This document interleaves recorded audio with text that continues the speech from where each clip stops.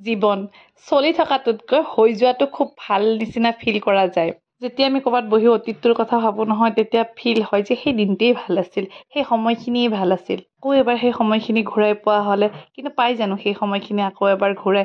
বহুতেই হয়তো নাপায়। কিন্তু মোৰ হাজবেণ্ড আৰু মোৰ হাজবেণ্ডৰ লগৰখিনিৰ সেই কপালখন বৰ ভাল। তেওঁলোকে আকৌ সেই আগৰ সময়খিনি ঘূৰাই পোৱা যেন পাইছে।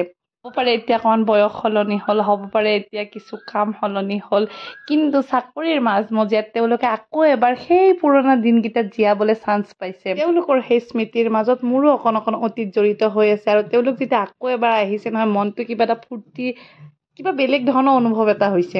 তেওঁলোক যেতিয়া আমাৰ ঘৰলৈ আহিম বুলি কয় নহয়, বৰ ভাল লাগে। আৰু ভাবিলোঁ আগতেও এদিন আহিছিলে, কিন্তু সেইদিনাখন ভিডিঅ' ফটো একোৱে কৰা নহ'ল। আজিও মোৰ ক'বলৈ লাজ লাগিলে যে ফটো এখন মাৰোঁ বা ভিডিঅ' অকণমান কৰি থওঁ। সেইটো কাৰণে লাজকৈ অকণমান দূৰৰ পৰাই ভিডিঅ' কৰি থলোঁ আৰু। কিয় নাজানো, মানে ঘপককৈ ক'বলৈ দেখোন লাজেই লাগিলে যে এক কপি ফটো মাৰোঁচোন বা ভিডিঅ' অকণমান কৰি থৈ দিওঁ।